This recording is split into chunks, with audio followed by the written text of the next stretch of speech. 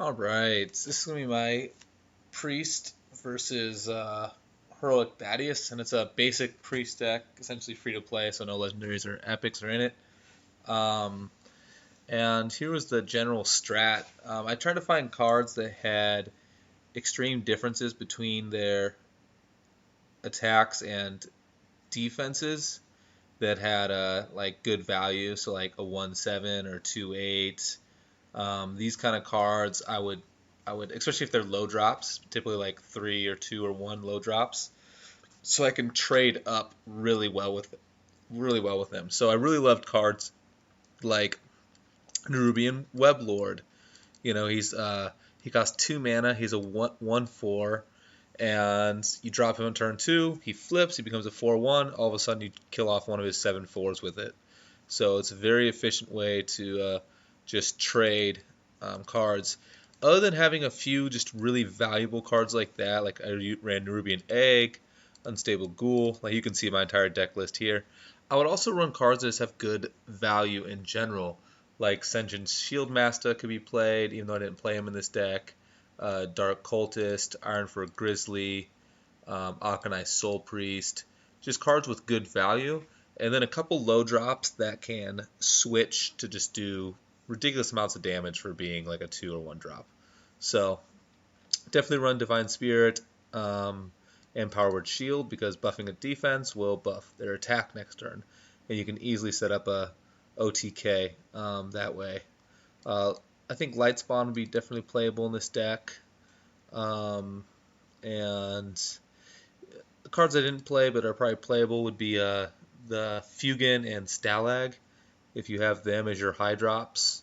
So if the game just lasts a little while, eventually they'll come out and they'll die, and you'll get a Thaddius that's an 11/11, and you can like Divine Spirit him, and he'll be a 22/11.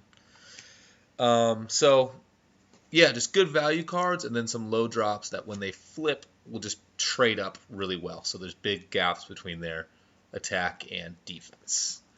So this allows you to trade cards, and the value cards allow you to nerf a creature's attack next turn. So if he's a 4/5 and you hit him for 3, all of a sudden he's a 2/3 next turn. He's not going to deal that much damage. So that's how you're going to end up living. Is you want to have like AoE damage and damage just to hit them, just to lower their attacks for you next turn. So Holy Smite is definitely a great card to have. So it's essentially 2 less attack next turn if he lives. The Unstable Ghoul dealing 1 to everything, is just invaluable. And one other cool thing is changing their attacks. That way you can set up for cards like Shadow Word Pain or Shadow Word Death, depending where they're at. Well, you can't really set up for Shadow Word Death, but you can set up for Shadow Word Pain if they're above, if they're at, let's say, 4 or 5, because you could Holy Smite it. But anyway, that's the general strat. Another MVP card would be Auchenai Soulpriest and Circle of Healing. Just doing 4 damage to anything. If it doesn't die, it's really weak next turn. So that's the trick. And then buff your own stuff. So hit his stuff, buff your stuff. And let's go ahead and watch the game. I don't think I really had the best card pool for this guy, and I don't think I necessarily built the best deck I could have made to beat him. There's definitely some good value cards that I think I should have been playing that I didn't run. Like I think I should have ran Sen'jin Shieldmaster and Lightspawn, and I own both those cards, but I didn't run them. As well as Holy Nova, because at first I felt like it was a rush deck, and I didn't get like how to last. So I was like, how do you get to turn 5 or turn 6 and play cards? You're just dead. So I didn't get it. So here I'm just using my concept. I want to trade up this 4/1 to kill one of these guys. Unfortunately, he plays Lightning Bolt on it. Not terrible. I have this guy as really just a way to stall. I kind of just took a page out of my fighting patchwork and decided just to stall with some low taunt creatures, but I definitely think he could be removed for some better cards.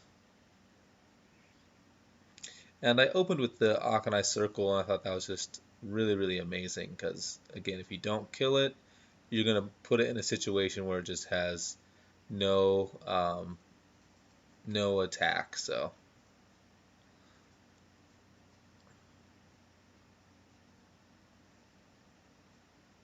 And here I might be debating to play the second one, but that'd be really just a waste. So I'd rather take 4 of the face and see if he drops stuff and then wipe everything again.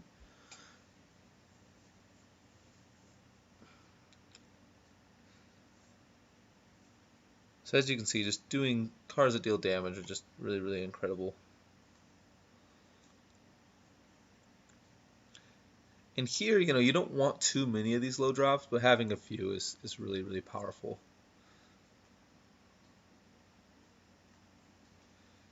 And here I just trade him off, get rid of him.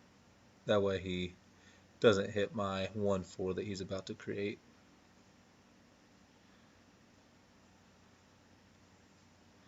And remember, they always flip on his turn. They don't flip on your turn, so you have to remember, on your turn, they're going to be what you're looking at right now. And then when it goes to his turn, everything flips. And then whatever you see on his turn, during his turn, is what it's going to be on your turn, essentially. The end of his turn is the same as the start of yours. Here I just get really good value. I really like Shadow Madness. It's a really good value card. And here I'm able to finally put some damage on. Again, going with my concept of having extreme differences. I have the 2/8 guy, so he can hit for 8 or just trade off really well. But I don't think you should have too many of these things. I think you should have 2 Nerubian Eggs, 2 Deathlords, and 2 Nerubian Spider Weblords. And I think that would be good enough. And then after that, just put value cards in, like Auchenai Soulpriest, 3/5, Dark Cultist, 3/4, Ascension Shield Master, 3/5, Sludge Belcher wouldn't be bad, and then potentially Fugin and Thaddius, Holy Novas, etc. That's a debatable card. I really thought about putting that Gargoyle in there, but it's not that big a deal. So, like I said, you don't need to have too many of those cards. Just a few low ones so you could trade up early really easily.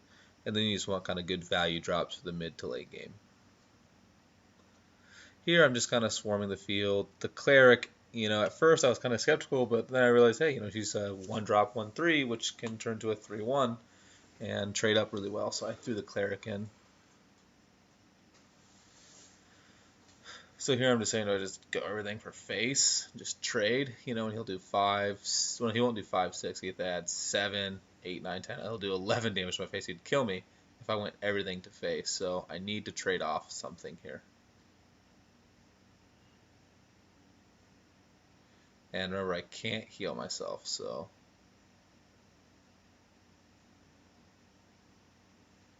that was a pretty risky play to do that.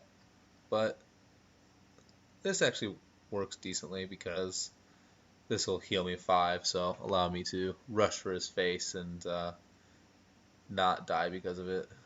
Yeah, I'm just checking that all my big guys attacked. Yeah, so that play wasn't too bad. Another play would have been to trade the 4/1 for his now 4/1, and that would just save you some health. But I guess he still has to ram your 2/8, so yeah, I think I probably played it decently. Then Auchenai is going to be able to take him out, so yeah, it works out pretty well.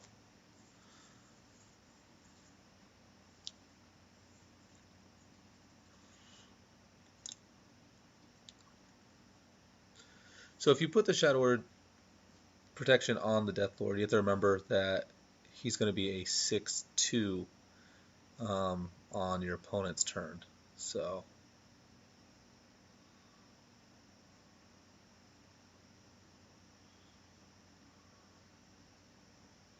this actually might have been just a misplay by me to play it on him, because I think it would have been better like on the Cleric or on that guy.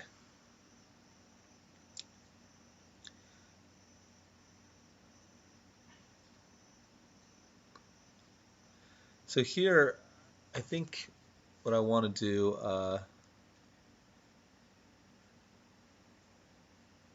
so he's going to be like a 6/4 again, or whatever his defense is, because he's going to go to full health.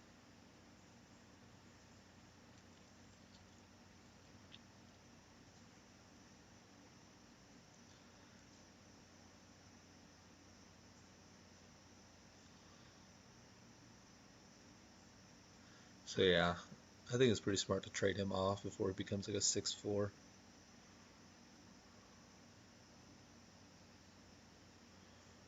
So here I'm just trying to be careful, play my moves out. I know I'm about to win. This guy has one card. I only have one card, but I have a huge field, so I'm just trying to take out some of the damage that he's going to play. And here I think I may misplay here because I, for some reason, forget that when he heals and then flips and not, so he's going to get his bonus, so that really sucks. Been a much better play to kill him off. So I'm like, oh, I made him a 4/2 and I made him a 1/4, but I forgot that he heals up at the start and then he flips. So that was a misplay.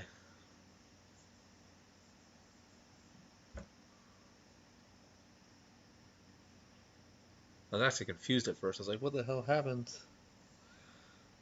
But even though I misplay, thankfully Circle of Healing is a very forgiving card to have, you know, when you lose field control. So, and I just want to wipe everything. He's gonna die anyway when I play Circle, so I might as well proc that first. I'm only slightly annoyed that that guy's gonna be alive, but oh well, he'll be a 2/4. Who cares?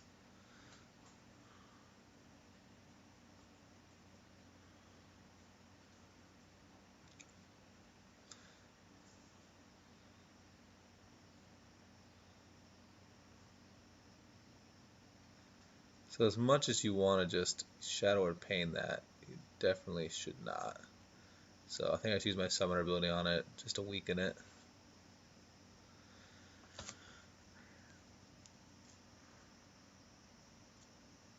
And then I'll take 6 damage next turn.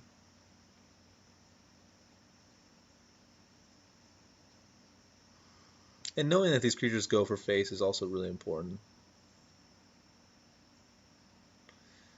So here I think I make some pretty good plays here. I just attack, and then I just keep weakening that other guy, so I know I'll only take 3 damage next turn.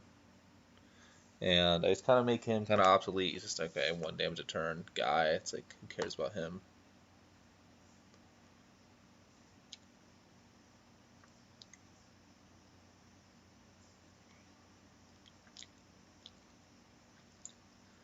So here, I'm pretty confident I have this game. I definitely do not want to kill the 1/2, because then it'll make that guy a 7 attack. I'll actually take more damage next turn than if they're both alive.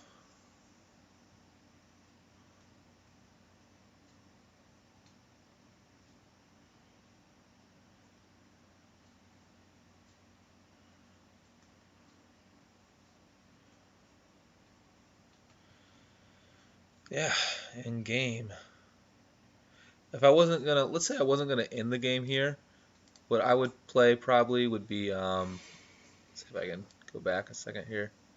If I wasn't gonna end the game right there, well, I guess it ended anyway. Well, that was the game, but essentially you just want to keep dealing damage to those creatures so that you don't take much damage. Have a lot of good AoE board clear, and just remember that flip is going to happen. So cards with good card value for the mid game, cards that can trade up really well, have big gaps between their attack and defense for the early game, and yeah, I think that was pretty much the strategy, and it worked pretty well. And I'll put the deck list in the description. Good luck, guys.